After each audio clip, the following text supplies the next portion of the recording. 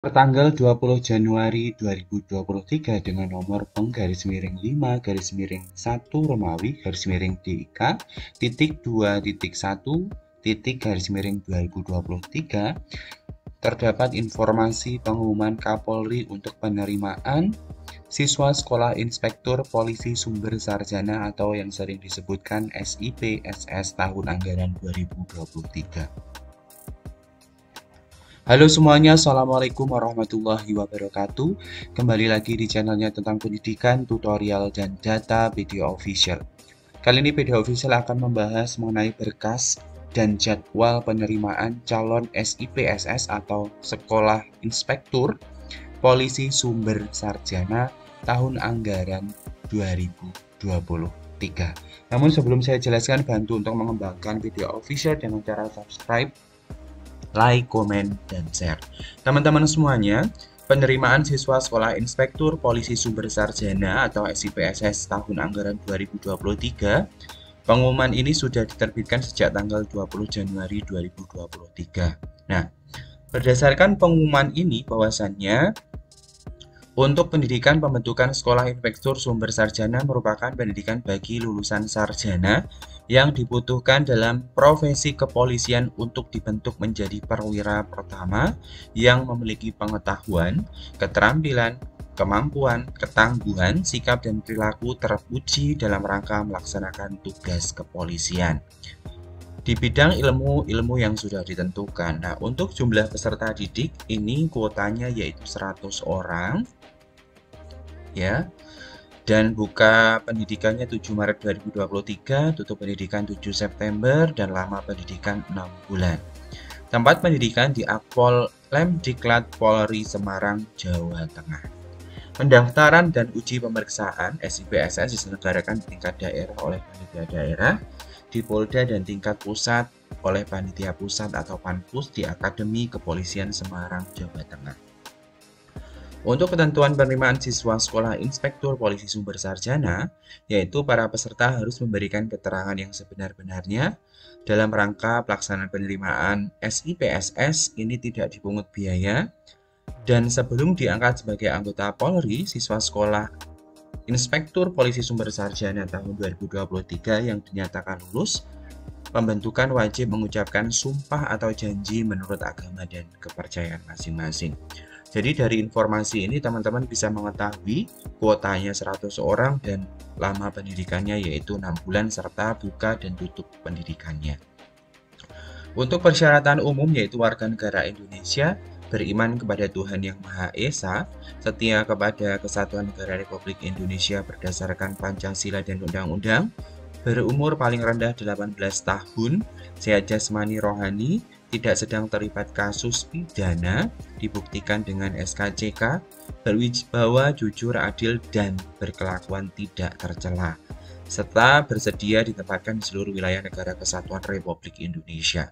Untuk persyaratan khususnya di sini yaitu dari sarjana atau yang pertama dari yang berijazah sebagai dokter spesialis, spesialis anestesi anak kandungan, bedah, patologi klinik dan penyakit dalam, serta yang terakhir spesialis forensik.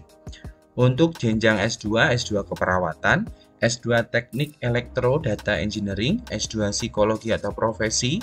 Untuk S1 ada kedokteran umum, kedokteran gigi, farmasi, keperawatan, S1 biologi murni, fisika, kimia, teknik informatika jaringan, sistem informasi jaringan, teknik metalurgi, teknik industri, ilmu komunikasi public relation, psikologi, arsitektur, hubungan internasional, sastra Prancis, pendidikan bahasa Prancis, pendidikan bahasa Indonesia, pendidikan bahasa Arab, pendidikan bahasa Korea, pendidikan bahasa Jepang, S1 akuntansi, S1 statistik, dan S1 ilmu administrasi negara.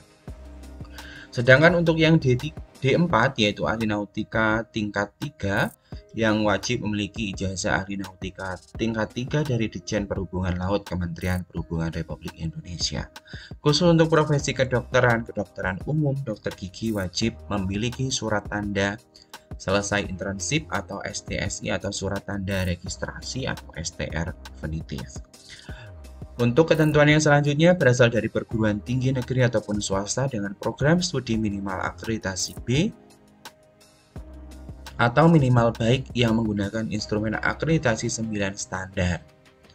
Akreditasi berlaku pada saat dan setelah tahun kelulusan sesuai dengan peraturan. Dengan IPK minimal 2,75 serta wajib melampirkan ijazah yang dilegalisasi diketahui oleh pembantu dekan bidang akademik, berlaku untuk S1 maupun S2. Bagi lulusan perguruan tinggi luar negeri wajib melampirkan surat keputusan penyetaraan yang dikeluarkan oleh Dirjen Pendidikan Tinggi Kemendikbud. Umur pada saat pembukaan pendidikan pembentukan SIPSS maksimal 40 tahun untuk dokter spesialis, maksimal 30 tahun untuk S2 maupun S2 farmasi, maksimal 28 tahun untuk S1 profesi, dan maksimal 26 tahun untuk S1 dan D4. Tinggi badan minimal pria 158, wanita 155 cm. Belum pernah menikah? Khusus bagi dokter spesialis diperbolehkan sudah menikah, bersedia menjalani ikatan dinas 10 tahun, bersedia ditugaskan pada satker, tidak terikat perjanjian ikatan dinas, mendapat persetujuan dari instansi yang bersangkutan bagi yang sudah bekerja, mengikuti dan lulus pemeriksaan serta pengujian dengan materi sesuai yang ditentukan, dari mulai pemeriksaan administrasi, pemeriksaan kesehatan tingkat 1, psikologi 1, kompetensi, sidang menuju Rikes 2, pemeriksaan kesehatan 2, dan sampai dengan sidang penentuan kelulusan akhir. Nah, inilah beberapa hal yang perlu teman-teman lakukan. Nah, di sini disampaikan bahwasannya untuk penilaian tes kesangaptaan itu berpedoman keputusan Kapolri nomor 1352/6 Romawi /2020 tanggal 30 Juni 2020 tentang perubahan tata cara penilaian dan pembobotan dalam ujian kemampuan jasmani dan pemeriksaan antropometrik dengan batas lulus akhir nilai kumulatif jasmani adalah minimal 41. Nah, untuk tata cara pendaftarannya teman-teman nanti silakan masuk saja di lamannya penerimaan polri.go.id, nanti pilih yang SPSS dan masukkan dokumennya. Ini saya tunjukkan caranya ya, teman-teman. Nah, di sini yang perlu teman-teman lakukan pertama, masukkan saja kata kunci di Google penerimaan Polri. Nanti akan masuk Akpol, SIPSS, Bintara Polri, dan Tamtama Polri. Klik saja ini, pilih yang daftar. Nanti teman-teman akan diminta untuk menginputkan NIK, waktu penerbitan EKTP, file foto, nama lengkap, jenis kelamin, sampai dengan yang terakhir nanti. Setelah itu klik saja daftar. Begitu. Nanti akan memperoleh notifikasi di email teman-teman semuanya. Itu tata caranya. Nah, setelah berhasil mengisi form registrasi online, selanjutnya pendaftar akan mendapatkan nomor registrasi online beserta username password yang selanjutnya digunakan untuk melakukan login menuju halaman dashboard pendaftaran berisi fitur untuk mengecek informasi perkembangan tahapan. Pendaftar akan mendapat hasil cetak form registrasi yang digunakan untuk verifikasi di Polda setempat sebagai panda. Artinya nanti hasil daripada pendaftaran online nanti akan cetak form registrasi online. Ya. Nah, sebelum teman-teman itu nantinya ke Panda, itu perlu memahami apa saja yang perlu dilakukan saat verifikasi di Polda setempat. Ya, di sini ditunjukkan bahwasanya pendaftar itu harus datang sendiri, tidak boleh diwakilkan, dan menyerahkan hasil cetak form registrasi online. Pertama, harus membawa asli kartu tanda penduduk yang sudah dilegalisasi oleh Disduk Capil, asli kartu keluarga yang sudah dilegalisasi juga, akte kelahiran yang sudah dilegalisasi, asli ijazah dari SD sampai dengan ijazah terakhir dan transkrip nilai serta fotokopi yang sudah dilegalisasi, kopi sertifikat akreditasi dari BAN PT yang dilegalisasi, hasil surat keterangan SKCK yang dikeluarkan oleh Polres, pas foto berwarna 4x6 dengan latar belakang warna merah sebanyak 10 lembar, surat persetujuan orang tua, surat permohonan menjadi anggota Polri yang ditulis tangan, surat pernyataan belum pernah menikah, daftar riwayat hidup, surat perjanjian ikatan dinas, surat pernyataan tidak terikat perjanjian dengan instansi lain, surat pernyataan orang tua wali memberikan keterangan dan dokumen yang sebenarnya, surat pernyataan peserta dan orang tua untuk tidak melakukan KKN. Setelah itu nanti pendaftar akan melakukan pengukuran tinggi dan berat badan dengan alat ukur yang sudah ditera atau kalibrasi.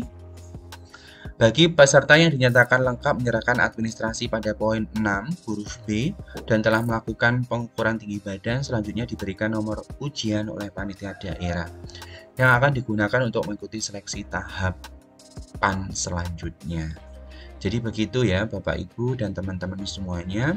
Pada intinya hal yang perlu disiapkan ialah beberapa berkas dan yang pasti harus melakukan pendaftaran online terlebih dahulu. Setelah itu lengkapi berkas dan nantinya berkas tersebut akan diserahkan pada saat verifikasi di Polda setempat.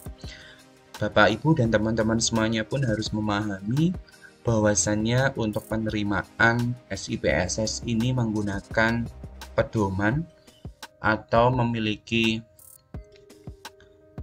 paradigma bahwasannya itu bersih, transparan, akuntabel, dan humanis ya.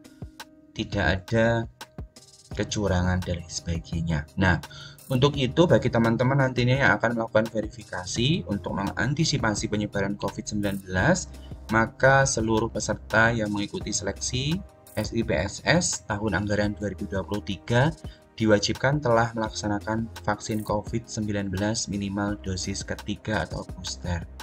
Begitu.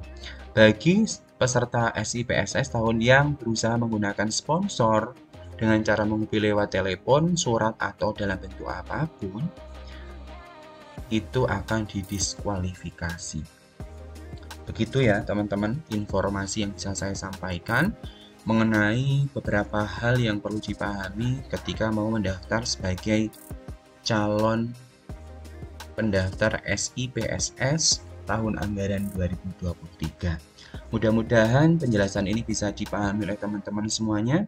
Sebelum saya tutup, saya ingatkan jangan lupa tinggalkan komentar pada video ini, subscribe, like, komen, dan share video official channelnya tentang pendidikan, tutorial, dan data. Salam data, salam literasi, saya tutup. Wassalamualaikum warahmatullahi wabarakatuh.